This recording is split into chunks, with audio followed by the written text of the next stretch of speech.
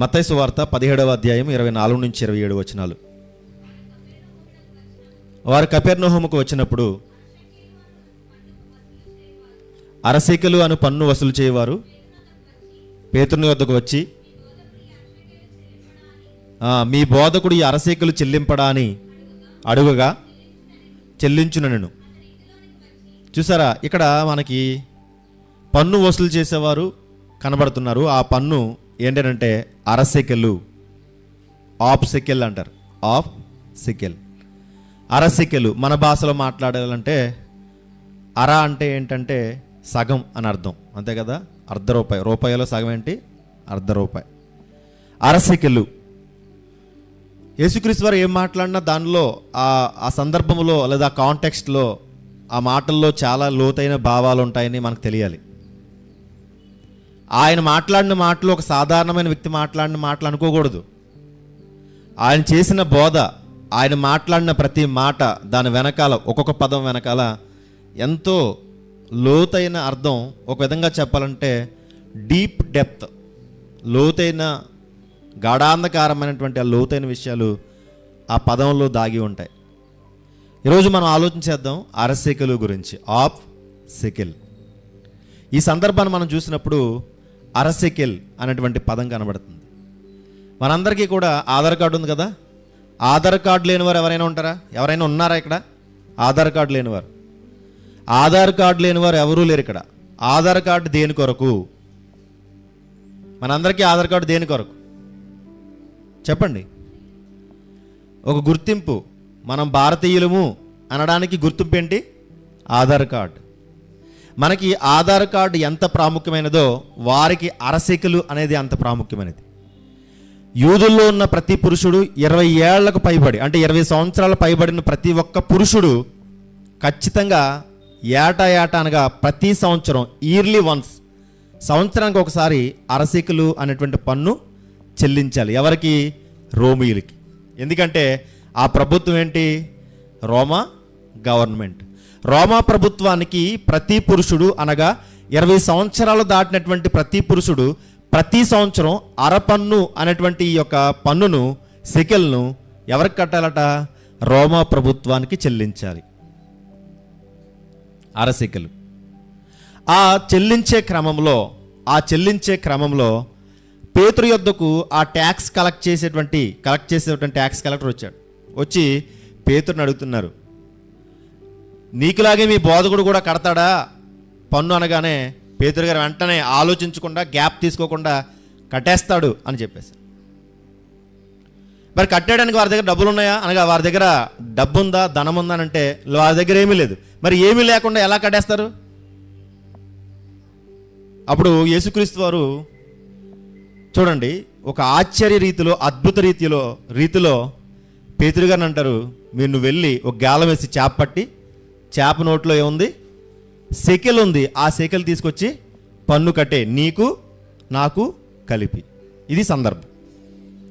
ఈ అరసెకెల్ గురించి ఆలోచన చేసినప్పుడు చాలా లోతైనటువంటి విషయాలు ఉన్నాయి. ఒక విధంగా చెప్పాలంటే, మనం రోడ్డు మీద వెళ్తున్నప్పుడు కారులో అప్పుడప్పుడు మధ్యలో టోల్ గేట్లు వస్తాయి. టోల్ గేట్ దగ్గర మన కారు ఫాస్ట్ ట్రాక్ అనేటువంటిది ఉంది కదా, అంటే టోల్ ట్యాక్స్ కట్టాలి. ఒకవేళ నేను టోల్ ట్యాక్స్ కట్టను అంటే కారు ఎదరికి వెళ్తుంది అంటారా, వెనక్కి వచ్చేది అంటారా? చెప్పాలి. కారుకి అనుమతి కావాలి. అనుమతి కావాలంటే ఖచ్చితంగా టోల్ ట్యాక్స్ కట్టాలి. టోల్ ట్యాక్స్ కట్టకపోతే కారు ఎదరకు వెళ్ళదు, వెంటనే పక్కన పడేస్తారు. టోల్ ట్యాక్స్ కడితేనే, టోల్ గేట్ యొక్క టోల్ ట్యాక్స్ కడితేనే మన కారు అనేది ముందుకు వెళ్తుంది. అలాగే ఈ రోమీయులకి, ఈ యూదులు అయినటువంటి ఈ పురుషులు ప్రతి సంవత్సరం ట్యాక్స్ కడితేనే వారు ఆ జనాభా లెక్కల్లో వారు ఉంటారు. లేకపోతే ప్రభుత్వం తరపున వచ్చేటువంటి ఏ పథకానికి వారు అర్హులు కానే కాదు. ఖచ్చితంగా ఇక్కడ ట్యాక్స్ కట్టాలి. అలా వీరు ట్యాక్స్ కడుతూ ఆ రోమీల పరిపాలనలో యూదులుగా వీళ్ళు గుర్తింపడుతూ పురుషులుగా ఉండేవారు. అసలు ఈ పన్ను ఎందుకు చెల్లించాలంటే ఈ పన్నును మనం చరిత్రకారులు చెప్పారు ఏంటంటే ఇది ఒక దేవాలయపు పన్ను అనగా టెంపుల్ ట్యాక్స్. యెరూషలేము దేవాలయానికి ప్రతి సంవత్సరం, ప్రతి ఏటా ప్రతి పురుషుడు ట్యాక్స్ చెల్లించాలి. దేవాలయం కొరకు ఎందుకు చెల్లించాలంటే దేవాలయంలో కొన్ని రకాల కార్యక్రమాలు జరుగుతాయి. ఏమేమి జరుగుతాయంటే బలులు జరుగుతాయి. బలులు ఎలా జరుగుతాయంటే బలులు ఇచ్చేటప్పుడు గొర్రె పిల్లని, పిండని, నూనెని, ద్రాక్షరసమని ఇలాగా దేవాలయపు నిర్వహణ అంటారు. దీన్నే మెయింటెనెన్స్ ఖర్చులు, అలాగే మరమ్మతుల ఖర్చులు. దేవాలయంలో గోడలు పడిపోయినా, దేవాలయంకి పెయింట్లు వేయాలన్నా, దేవాలయంలో ఇంకా మిగతా ఏమన్నా మరమ్మతులు చేయించాలన్నా ఖచ్చితంగా డబ్బులు కావాలి. దానికి నిమిత్తం ఈ ట్యాక్స్ కలెక్ట్ చేసేవారు. మరొక విధంగా ఆ దేవాలయంలో పనిచేసేటువంటి ఎవరైతే లేవీలు ఉంటారో, అనగా అర్చకులు భాషలో మాట్లాడాలంటే వారు ఉంటారో లేదా పని చేస్తారో, వారికి వేతనాలు అంటారు లేదా జీతాలు అంటారు. ఆ జీతాలు కూడా ఈ యొక్క ట్యాక్స్లోంచే కలెక్ట్ చేసి ఇచ్చేవారు. ఆ విధంగా ప్రతి ఒక్కరు కూడా అరసేకలు కట్టాల్సినటువంటి పరిస్థితి ఏర్పడింది. అరసేకలు అనేది అందుకు అరసేకలు అంటే సగం అని అర్థం. ఇది పేదవాడు ధనవంతుడు అనే భేదం లేకుండా, తారతమ్యం లేకుండా అందరూ సమానంగా కట్టాలి. ధనం కలిగిన వాడు ధనం ఉంది కదా అని ఎక్కువ ఇవ్వకూడదు, అలాగని భేదవాడు కదా అని అరసేకల కంటే తక్కువ ఇవ్వకూడదు. భేదవాడు తక్కువ ఇవ్వకూడదు, ధనవంతుడు ఎక్కువ ఇవ్వకూడదు. ప్రతి ఒక్కరు, ఉదాహరణకి కరెంటు బిల్లు ఉంది మనకి.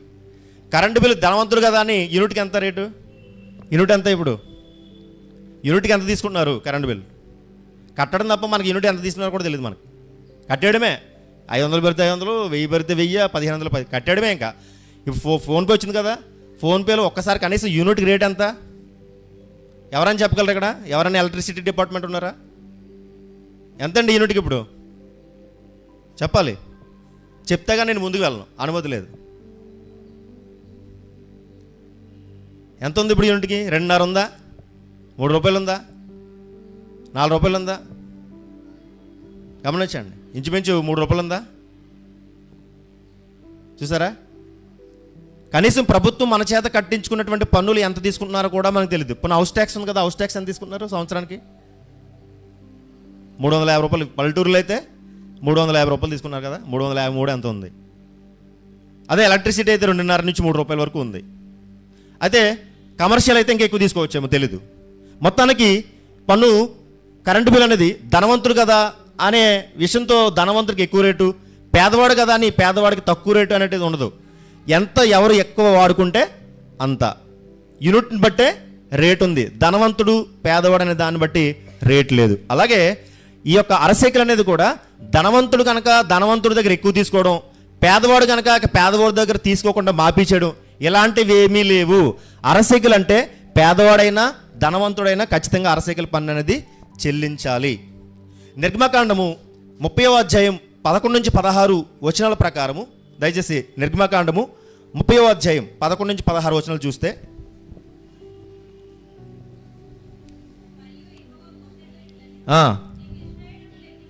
నువ్వు ఇశ్రాయేలును లెక్కింపవలను,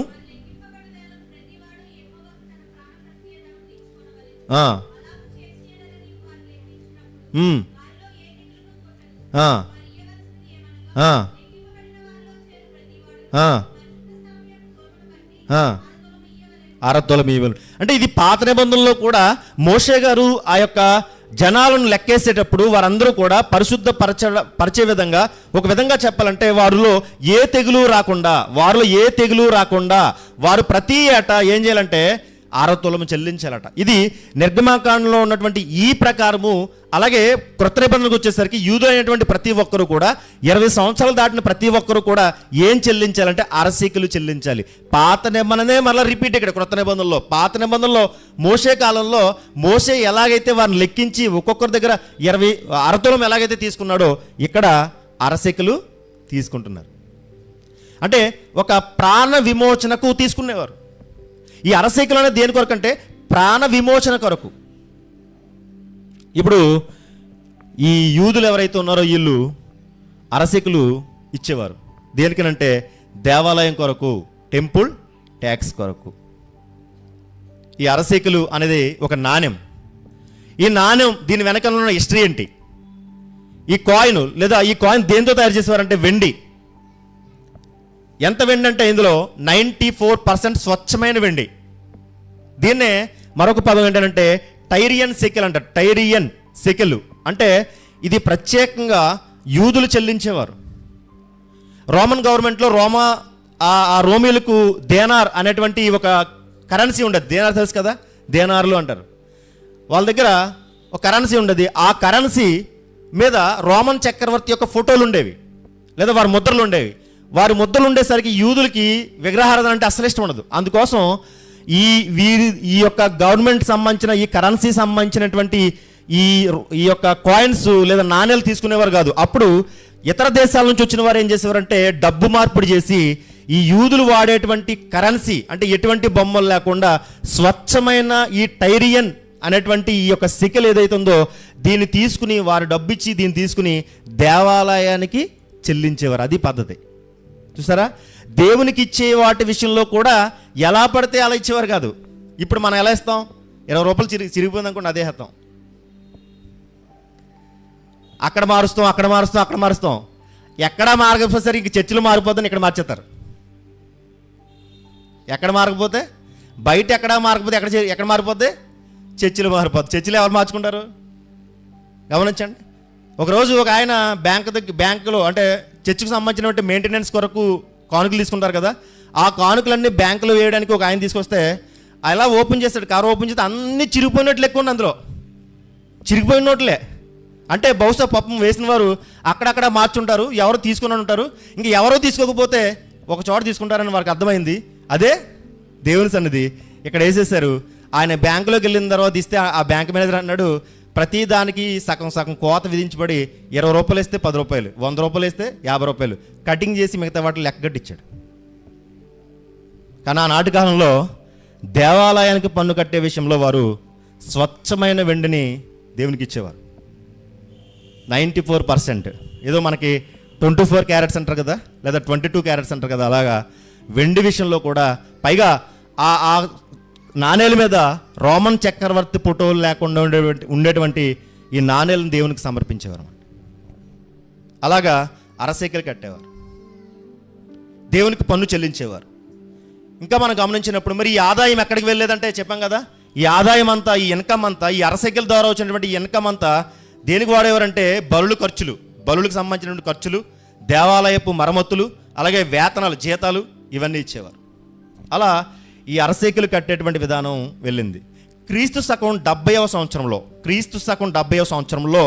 ఒక చక్రవర్తి, రోమన్ చక్రవర్తి వచ్చాడండి. ఆయన పేరు వేస్పేసియన్ అనేటువంటి ఒక చక్రవర్తి వచ్చి ఏం చేశాడంటే ఒక వింత అయినటువంటి ఆజ్ఞ జారీ చేశాడు ఆ ప్రజలకు. ఏమన్నాడు తెలుసా? ఈ అరసేకలు అనేది అప్పటి వరకు ఈ యెరూషలేము దేవాలయానికి ట్యాక్స్గా పన్నుగా కట్టేవారు. ఎప్పుడైతే యెరూషలేము దేవాలయం కూల్చబడిందో ఆ తర్వాత పన్ను ఆపకుండా జూపిటర్ అనేటువంటి అన్య దేవత ఆలయానికి ట్యాక్స్ కట్టేలా మార్చేశాడు. చూడండి, ప్రారంభంలో వీళ్ళందరూ కూడా ట్యాక్స్ దేని కట్టేవారంటే యెరూషలేము దేవాలయాన్ని కట్టేవారు.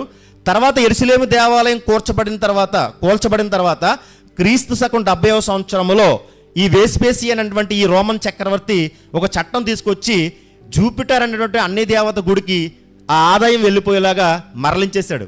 అంటారు కదా, కొన్ని నిధులు అలా వెళ్ళిపోతున్నాయి, కొన్ని నిధులు ఇలా వెళ్ళిపోతున్నాయి, ఆ నిధులు దానికి వాడేశారు, ఈ యొక్క దేవాలయం యొక్క నిధులు దీనికి వాడేశారు అనేటువంటి ఈ మధ్యకాలంలో మనం వింటున్నాం కదా.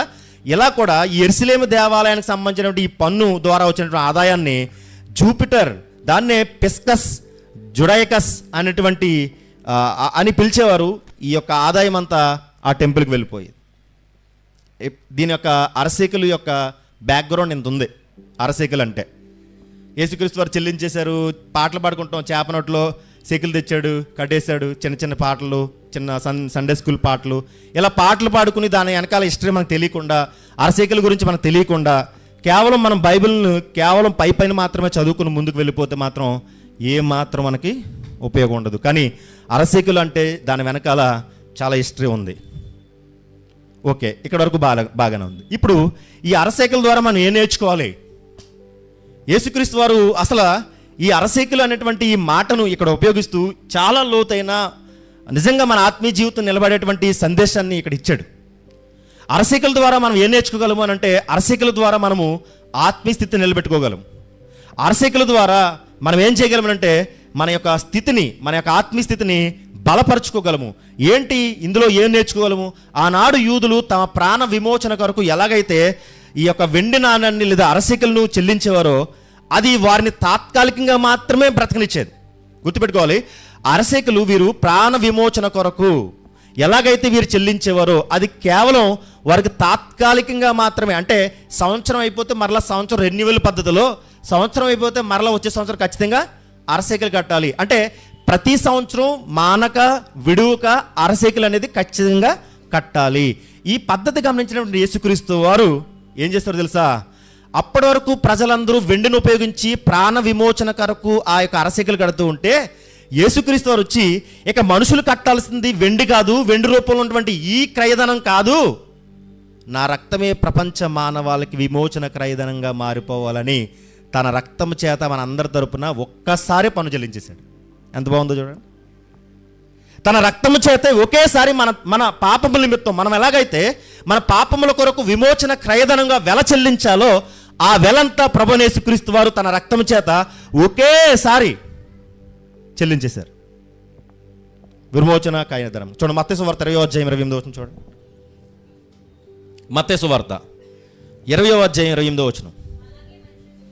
అలాగే మనుష్య కుమారుడు పరిచారము చేయించుకున్నట్టుకు రాలేదు కానీ పరిచారము చేయుటకు అనేకులకు ప్రతిగా విమోచన క్రయధనముగా తన ప్రాణం నిచ్చుటకు వచ్చెను. చూసారా?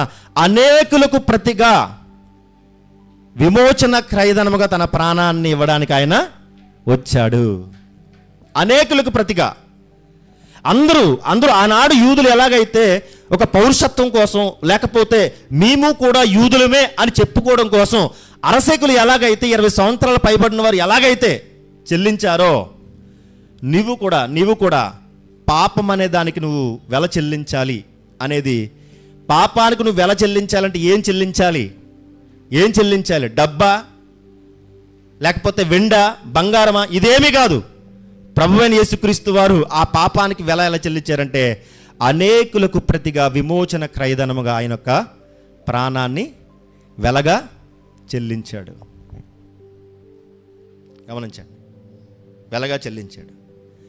ఈ అరసేకుల వెనకాల డివైన్ మ్యాథమెటిక్స్ ఉన్నాయి. మ్యాథమెటిక్స్ తెలుసు కదా? మ్యాథమెటిక్స్ అంటే చెప్పండి, చదువుకున్న స్టూడెంట్స్, కోచింగ్ తీసుకున్న స్టూడెంట్స్ చెప్పాలి. మ్యాథమెటిక్స్ అంటే గణాంకాలు కదా, లేదా గుణింతాలు కదా, గుణించడం కదా. మ్యాథమెటిక్స్ అంటే లెక్కలు కదా. మ్యాథమెటిక్స్ అంటే డివైన్ మ్యాథమెటిక్స్ ఉంది ఈ అరసేకుల వెనకాల. ఏంటి డివైన్ మ్యాథమెటిక్స్ అంటే? గమనించాలి. 1 + 1 = ఎంత? 20. 1 + 1 = 2. అంతేనా? 1 + 1 = 2 అని చెబితే మన భాషలో మనకి 1 + 1 = 2. కానీ దేవుని గణితం ఎలా ఉంటుందంటే, దేవుని లెక్కలు ఎలా ఉంటాయి అసలు మన ఊహకు అందదు. 1 + 1 = 2 అని ఈజీగా మనం చెప్పగలం. అది మన గణితం, మన లెక్కలు. కానీ దేవుని లెక్కలు ఎలా ఉంటాయంటే ఊహకు అందని విధంగా ఉంటాయి. ఉదాహరణకి చూడండి, 5 రొట్టెలు 2 చేపలు. 5 రొట్టెలు 2 చేపలు మన లెక్కల్లో పంచండి. ఎన్ని వేల మందికి? 5,000 మంది. 5,000 మంది పురుషులు, ఇంకా చాలామంది ఉన్నారు అక్కడ. ఇంచుమించు అప్రాక్సిమేట్గా ఈ చరిత్రకారుల లెక్కల ప్రకారము 20,000 మంది అంట. 20,000 మందికి 5 రొట్టెలు 2 చేపలు మన లెక్కల్లో పంచితే ఎలా పంచగలం? ప్రాక్టికల్ చేద్దామా? ప్రాక్టికల్. ఒక రొట్టె ఉంది, చిన్న రొట్టె ఉంది. చిన్న రొట్టెను మనం అందరికీ తీసుకోవాలంటే ఎంత ఉంటుంది మనకి? చాలా చిన్నది. అసలు మైక్రోస్కోప్లో పెట్టి చూడలేమో అంత క్వాంటిటీ పరిమాణం. 5 రొట్టెలు 2 చేపలు 20,000 మందికి పంచాలంటే మన లెక్కల్లో అది సాధ్యం కాదు. కానీ దేవుని లెక్కల్లో సాధ్యం అంటే దేవుని లెక్కల్లో సాధ్యమే. దేవుడు ఆయన లెక్కలు ఎలా ఉంటాయంటే ఊహకు అందని విధంగా ఉంటాయి. నిజంగా ఎంత అద్భుత రీతిలో నిజంగా ఆయన గుణించాడు, గణనం చేశాడు, మల్టిపుల్ చేశాడు. 20,000 మందికి 5 రొట్టెలు 2 చేపలు మన లెక్కల ప్రకారము ఎంత తోకగా మారినా, తోక తలగా మారినా, నేలకేసి బుర్ర కొట్టుకున్నా ఏమాత్రము కూడా వారి కడుపును నింపే విధంగా ఒకవేళ మనం పంచేటువంటి ఆ క్వాంటిటీని బట్టి వారి ఆకలి తీరుతుందా? ఒకవేళ 5 రొట్టెలు 2 చేపలు మనం పంచితే చిన్న ముక్కలిస్తే వాళ్ళ కడుపు నిండుతుందా? కానీ అక్కడ ఏమని రాయబడి ఉంది? వారు కడుపు నిండడమే కాదట, పార్సిల్స్ కూడా రెడీ చేశారంట. చూడండి లెక్కలు ఎలా ఉన్నాయో. మన లెక్కలకి దేవుని లెక్కలకి హ్యూజ్ డిఫరెన్స్. ఆకాశానికి భూమికి మధ్య ఎంత అయితే దూరం ఉంటుందో దేవుని లెక్కలకి మన లెక్కలకి చాలా చాలా తేడా ఉంటుంది. ఆయన గణాంకాలు మన మానవ గణాంకాలతో సమానము కానే కావు. ఊహకు అందని విధంగా చూడండి, చేప నోటులో ఉన్నటువంటి నాణ్యం, చేప నోటులో ఉన్నటువంటి నాణ్యం. అసలు ఒక ఏరియాలో ఆ సముద్రపు ఆ ఒడ్డు మీద లేదా ఆ ఒడ్డులో లేదా ఆ నీటిలో ఎన్ని చేపలు ఉంటాయి? కొన్ని కోట్ల చేపలు ఉంటాయి. కొన్ని కోట్ల చేపలలో ఈయన గాలం వేస్తే ఆ కొన్ని కోట్ల చేపలలో ఒక చేప వచ్చింది. ఆ చేపలో ఏముంది? నోట్లో సీకలు ఉంది. ఇది అద్భుతమా కదా? మన మానవ ఊహలకు అందదు కదా. మీరు అనుకోవచ్చు, అసలు ఆ కోట్ల చేపలలో ఒక చేప నోట్లోనే సీకలు ఎందుకు? దేవుడు అనుకుంటే శూన్యంలో నుంచి కూడా ఒక సీకలు తీసుకురావచ్చు కదా. దేవుడు అనుకుంటే ఆకాశం నుంచి కూడా ఒక సీకలు తీసుకురావచ్చు కదా. కానీ చేప నోటులో నుంచి ఎందుకు ఒక సీకలు తీసుకొచ్చాడు? క్వశ్చన్ మార్కే కదా మనకి. దేవుడికి ఏదైనా సాధ్యమే కదా. ఆయన శూన్యంలో నుంచి కూడా, ఉదాహరణకి మన దగ్గర అంకెలు ఉన్నాయి. ఏ అంకెలు అంటే 0, 1, 2, 3, 4 తర్వాత 10, అంతేనా? 0, 1, 2 0 ఉంది. 0కి ఏమైనా వాల్యూ ఉందా మన లెక్కల్లో? 0 పక్కన ఏదైనా ఒక అంకె ఉంటేనే కదా వాల్యూ. ఉదాహరణకి 0 ఉంది. 0 పక్కన 1 పెడితే 10, 2 పెడితే 20, 3 పెడితే 30, 100 పెడితే ఒక 50 పెడితే 0 పక్కన 500 అయింది. అంటే 0 పక్కన ఖచ్చితంగా ఏదో ఒక అంకి పెడితేనే 0కి వాల్యూ ఉంది. కానీ దేవుని దగ్గర ప్రారంభమయ్యేదే 0 దగ్గర నుంచి. మన దగ్గర 0 దగ్గర ప్రారంభమైతే ఏమీ రాదు 0కి. కానీ దేవుని దగ్గర ప్రారంభమయ్యేదే 0 దగ్గర నుంచి. అంటే ఆయన శూన్యంలో నుంచి కూడా ఏదైనా చేయగలడు. మనం శూన్యంలో నుంచి ఏది చేయలేం, కానీ దేవుడు శూన్యంలో నుంచి కూడా ఏదైనా చేయగలడు. ఆయన అంత గొప్పవాడు, అంత శక్తిమంతుడు. అందుకే ఈ అరసికల్ వెనకాల ఒక డివైన్ మ్యాథమెటిక్స్ ఉంది. ఏంటి డివైన్ మ్యాథమెటిక్స్ అంటే? ఒక ఖచ్చితమైన లెక్క ఉంది. ఖచ్చితమైన లెక్క ఏంటనంటే, దేవుడు చూడండి ఏం చేస్తాడనంటే, ఇక్కడ చేప నోట్లో ఆ సందర్భం ఏంటంటే, పన్ను వసూలు చేసేటువంటి ఆ విధానంలో పేతురుని అడిగాడు. నిజానికి ఒక వ్యక్తికి పన్ను ఎంత చెప్పాలి? ఒక వ్యక్తికి పన్ను ఎంత? అరసేకలు. కానీ యేసుప్రభు వారు నోటులో, ఏ నోట్లో? చేప నోట్లో ఏముంచారు? ఒక సెకల్. నేను అంటాను, ఒక సెకల్ ఉంచే బదులు ఒక 10 సెకలు ఉంచొచ్చు కదా. ఒకటే ఎందుకు ఉంచాడు? లేకపోతే విడివిడిగా ఒక అరసెకలు మరొక అరసెకలు విడివిడిగా 2 సెకలు పెట్టచ్చు కదా అరచొప్పున. కానీ కలిపి ఒకే సెకలు ఉంచాడట. దేని నోట్లో? చేప నోట్లో. దాన్నే స్టాటర్ అని అంటారు. స్టాటర్ అదొక రకమైన కాయిన్. ఒక విధంగా చెప్పాలంటే అది ఒక గ్రీకులు పరిపాలనలో వాడేటటువంటి లేదా చలామణి అనేటువంటి కాలంలో ఆ చలామణిగా ఉపయోగించేటువంటి కాయిన్ స్టాటర్ అంటారు. అది ఇంచుమించు ఇద్దరికి కలిపి కట్టేటువంటి ఒక సెకల్తో సమానము. అందుకే పేతురు గారు అంటారు, నువ్వు వెళ్ళు గేలం. నేనేమంటానంటే, అక్కడ పేతురు గారిని కష్టపెట్టించవలసిన అవసరం ఏముంది? ఇప్పుడు సెకల్ కోసం ఎవరు వెళ్ళాలట? పేతురు గారు వెళ్ళాలి. ఎక్కడికి వెళ్ళాలి? సముద్రం ఒడ్డుకి వెళ్ళాలి. సముద్రం ఒడ్డుకి వెళ్ళిన తర్వాత ఏం చేయాలి? గాలం వేయాలంటే చాలా పెద్ద ప్రాసెస్ కదా. వేసిన తర్వాత చేప పడుతుంది గాలానికి, మరలా అందులో సెకలు ఉంచి పడుతుంది. ఇప్పుడు ఆ సెకలు వచ్చింది. పేతురు గారికి ఇంత శ్రమ అవసరమా? డైరెక్ట్గా ఆయన వాళ్ళ దగ్గర ఆల్రెడీ డబ్బు సంచి ఉంది కదా. ఎవరి దగ్గర డబ్బు సంచి ఎవరి దగ్గర ఉండేది? జోదాస్ అంటే ఇస్కరియోత్ యోధా దగ్గర ఉండేది కదా. ఇస్కరియోత్ యోధా దగ్గర. మరి ఇస్కరియోత్ యోధా దగ్గర డబ్బు సంచి ఉన్నప్పుడు ఆ డబ్బు సంచులు ఒక సెకలు తీయచ్చు కదా. ప్రత్యేకంగా చేప నోట్లో సెకలు ఎందుకు? ఇలాంటి ఆలోచన మనకి ఏమి రావు. మన ఆలోచన ఏంటంటే 3 అయిపోయిందా, వెళ్ళిపోయాం లేదా.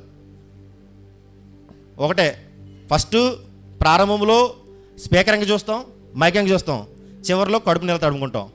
ఏంటంటే సిగ్నల్స్ ఏంటంటే టైం అయిపోతుంది. నాకు ఆకలేస్తుంది. నేనేమి ఆకలేసిన అంటే నాకు ఆకలేస్తుంది. ఆకలేసినా మనం ఏం చేస్తామంటే దేవుని సన్నిధిలో ఆ టైం గడిపి వెళ్తాం.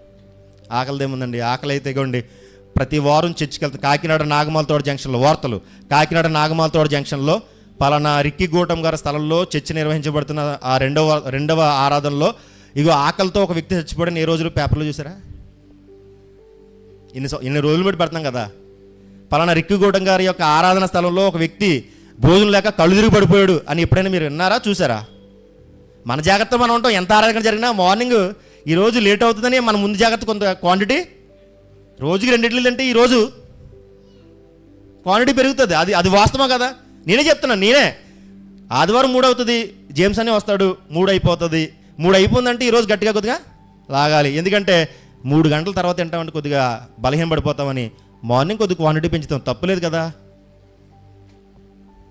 తప్పులేదు కదా. స్టూడెంట్స్ ఒక విధానం అలవర్చుకోవాలి. నేను ఈ మాట విన్నాను, ఏంటంటే హాస్టల్లో భోజనం పెడతలేదు లేట్ అవ్వడం వల్ల అనేటువంటి మాట విన్నాను.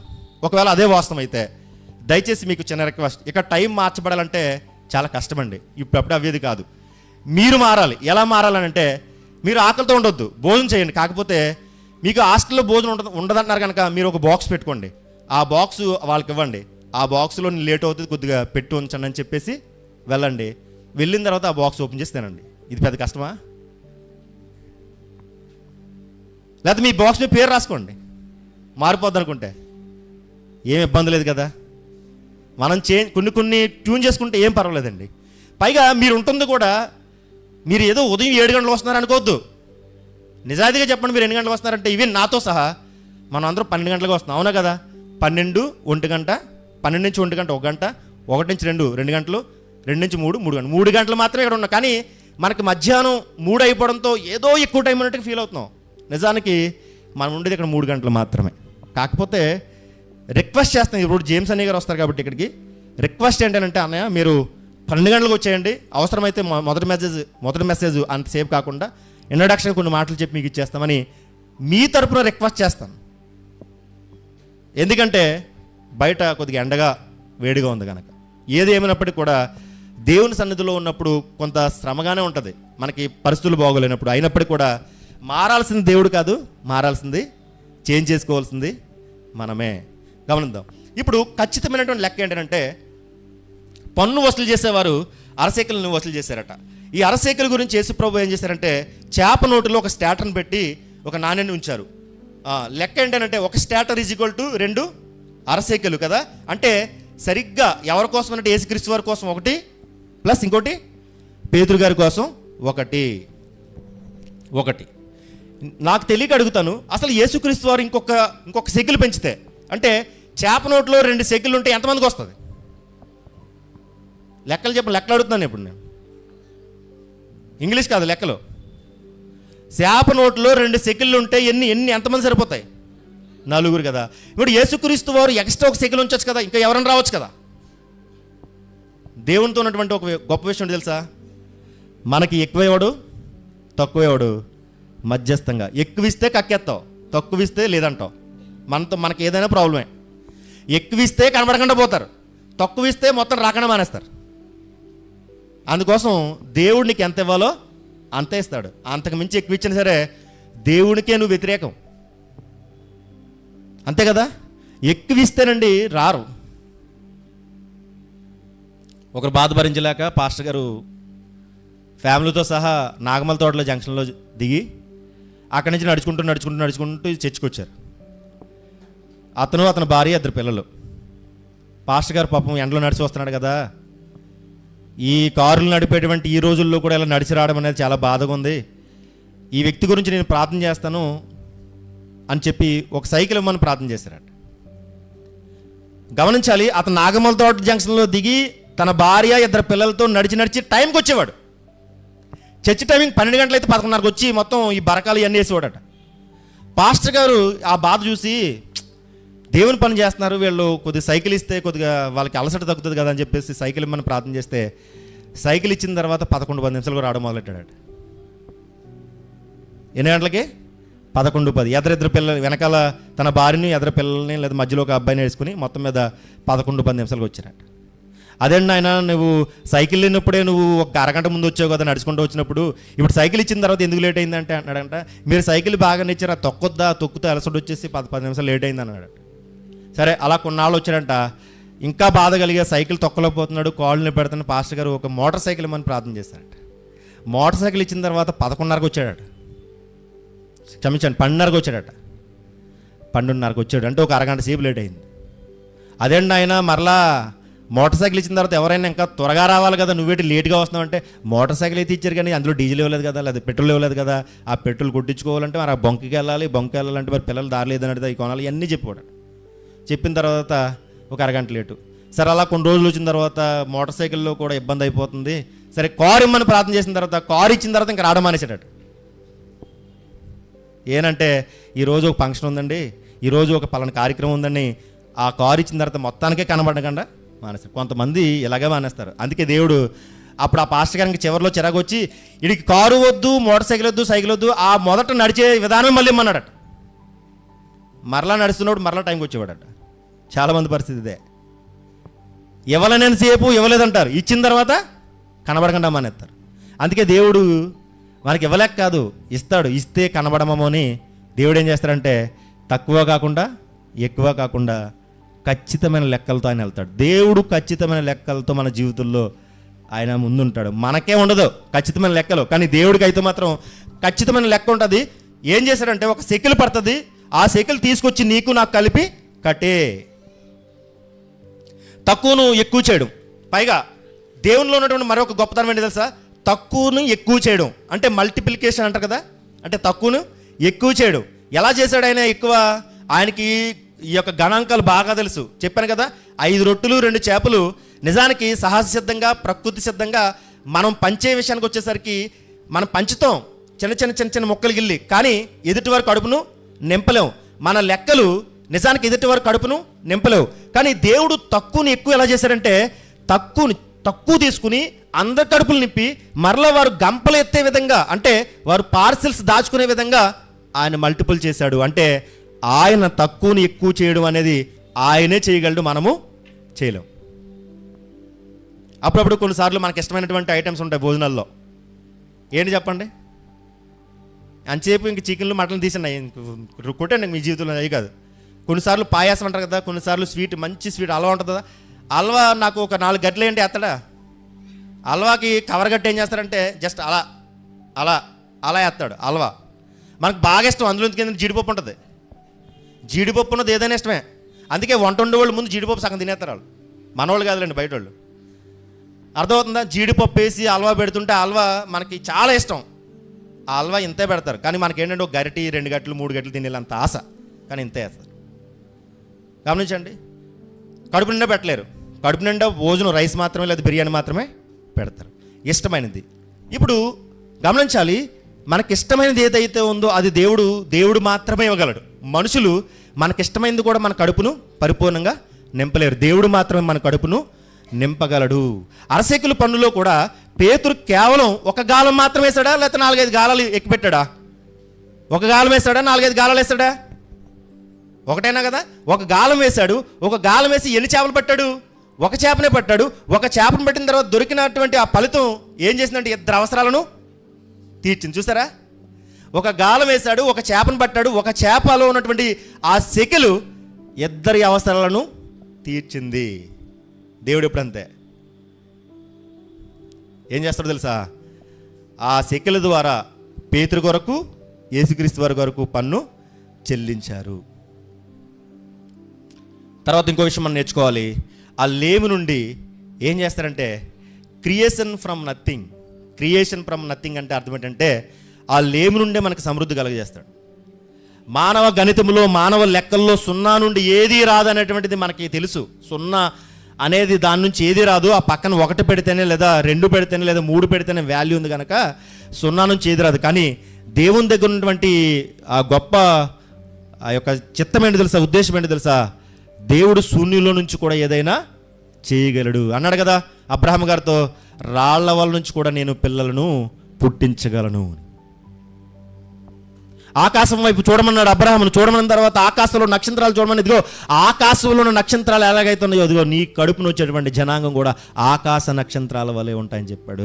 చూడండి, దేవునికి సాధ్యమైనది చూడండి, మనుషులకు అది అసాధ్యం. మనుషులకు అసాధ్యమైనది దేవునికి సాధ్యమే. లేము నుండి కూడా చూడండి, ఎడారిలో కూడా నీళ్లు రప్పించగలిగినటువంటి గొప్ప శక్తిమంతుడు మన దేవుడు. ఇశ్రాయేలులకు బండ నుంచి కూడా ఏమిచ్చాడట? నీళ్ళు ఇచ్చాడట. అంటే ఏమీ లేదు ఇక్కడ అనే ఆ ఏమీ లేని చోట కూడా పచ్చగా, లేదా మన కడుపు నింపే విధంగా ఆయన ఏదైనా చేయగలడు. ఈ శెకెల్ మనకి ఏమి నేర్పిస్తుందంటే, లేము నుంచి కూడా మనకేంటంట సమృద్ధి. నిజంగా చేప నోటులో శెకెలు ఉండడం అనేది సహజ సిద్ధంగా, ప్రకృతి సిద్ధంగా మనం ఆలోచన చేసినప్పుడు అది జరిగే పనా చెప్పండి? జరిగే పనా? కానే కాదు. కానీ అది దేవుడు శూన్యంలో నుంచి, లేదా ఒక అసాధ్యమైన చోటు నుంచి ఏం చేశాడట అక్కడ సృష్టించినటువంటి మార్గం అది. అంటే అందుకే దేవుడిని మనం అంటాం ఈజ్ ఎ క్రియేటర్. దేవుడే సృష్టికర్త. ఆయన ఏదైనా, అంటే లేని చోట నుంచి కూడా, ఏమీ రాని చోట నుంచి కూడా క్రియేట్ చేయగలడు. మనం ఉన్నదాన్నే సరిగ్గా వాడుకోవడం తెలియదు మనకి, అవునా కదా? ఉన్నదాన్నే సరిగ్గా వాడుకోవడం రాదు, ఉన్నదాని ద్వారానే మనం దేవుని పని చేయడం రాదు, ఉన్నదాని ద్వారా మనం ఎదరికి వెళ్ళడం మనకు రాదు. కానీ లేని దానిలోంచి కూడా ఏదైనా ఇవ్వగలటువంటి దేవుడు మన వెనకాల ఉన్నప్పుడు, మనం కూడా దేవుని పిల్లలని చెప్పుకున్నప్పుడు మనం కూడా క్రియేషన్ మైండ్తో ఉండాలి. ఏమీ లేని చోటే మనం కూడా క్రియేట్ చేసేటువంటి శక్తిని దేవుడు మనకు అనుగ్రహించాడు. శక్తులు మనకేం నేర్పుతుందంటే, లేమిలో నుంచి కూడా ఏం నేర్పిస్తుంది? సమృద్ధి అనేది మనకు నేర్పిస్తుంది. కాబట్టి ఈ వారానికి మొదటి భాగంగా ఈ అరసేకలు గురించి మనం ఆలోచన చేస్తాం. వచ్చే నెక్స్ట్ వారం అరసేకల యొక్క పార్ట్ 2 మనం మాట్లాడుకుందాం. అసలు అరసేకలు ఎందుకు చేప నోటునే ఉపయోగించాడు, అసలు యేసుక్రీస్తు వారు ఎందుకు ఆ పన్ను చెల్లించాడు, ఇలాంటి విషయాలన్నీ మనము నెక్స్ట్ వచ్చే వారాల్లో మనం నేర్చుకుందాం. కాబట్టి అరసేకల గురించి ఆత్మీయ విషయాలు ఎన్నో ఉన్నాయి, మనం మర్చిపోకూడదు. దేవుడు ప్రతి విషయంలో నుంచి కూడా మనతో మాట్లాడతాడని మనం మర్చిపోకూడదు. దేవుడు మనతో మాట్లాడేటప్పుడు మనము అటెన్షన్లో ఉన్నారని. ప్రతి వారం దేవుడు మనతో మాట్లాడుతున్నారా? మనతో దేవుడు మాట్లాడుతున్నాడు అనేవారు చేతులెత్తండి. చాలా సంతోషం అండి. దేవుడు మనతో మాట్లాడతాడు. మనతో దేవుడు మాట్లాడుతున్నప్పుడు మనం ఎలా ఉండాలంటే, అడ్డుగా మాట్లాడకూడదు, మౌనం వహించి ఖచ్చితంగా దేవుడు నాతో ఏం మాట్లాడతాడు అని ఎదురు చూడాలి. దేవుడు మీకు ఎదురు చూసేటువంటి మనస్తత్వం, దేవుని వాక్యాన్ని, శక్తిగల వాక్యాన్ని సాత్వికంతో అంగీకరించే మనసును దేవుడు మీకు అనుగ్రహించిన గాక. చిన్న ప్రార్థన చేద్దాం. పరిశుద్ధ ప్రేమ కలిగిన మా ప్రియ పరలోక తండ్రి, మీ ఘనమైన అతి శ్రేష్టమైన పరిశుద్ధ నామానికి వందనాలు నాయన. అరసేకలు అనేది ప్రభా ఆ రోజు పేతురు గారు ఎందుకు చెల్లించారో దేవా మేము నేర్చుకున్నాం. అసలు అరసేకలు యొక్క వెనకాల హిస్టరీ ఏంటో కూడా తెలుసుకున్నాం. రాబోయే వారంలో ప్రభా మరలా అరసేకలు యొక్క 2వ భాగం నేర్చుకోవడానికి మీ కృపను చూపించండి. వచ్చిన వారందరూ ప్రభు వాక్యాన్ని విని విడిచిపెట్టకుండా వారి ఆత్మీయ జీవితాలను తను బలపరచుకోవడానికే ఈ ఆరాధనకు వచ్చేందుకు సహాయం దయచేయండి దేవా. ఈ రోజు ఉన్న ఆకలి రేపు ఉండదు నాయన. ఈ రోజు మాత్రమే మేము ఆకలితో ఉండొచ్చు, కానీ ఆత్మీయ ఆకలితో ఉండకుండా ఆత్మీయ ఆహారమే మాకు కావాలనేటువంటి మనసులను మీరు రేపండి దేవా. శరీర సంబంధమైన ఆహారం సాయంత్రానికి అరిగిపోతుంది, కానీ ఈ అక్షయ ఆహారం ప్రభు మా జీవితాల్లో ఉంటే, మా హృదయాల్లో నిలిచిపోతే దేవా నిత్యము మేము బ్రతుకుతాం తండ్రి. ఈ అక్షయ ఆహారాన్ని మాకు అనుగ్రహించమని ప్రార్థన చేస్తూ, నా తర్వాత అన్ని ద్వారా చక్కని విషయాలు మాకు నేర్పించమని ఈ ప్రార్థన మీ ప్రియకుమారుడు మా రక్షణైనటువంటి యేసుక్రీస్తు వారి ఉన్నతమైన నామమున సమర్పిస్తున్నాము తండ్రి. ఆమెన్. అందరికీ వందనాలు.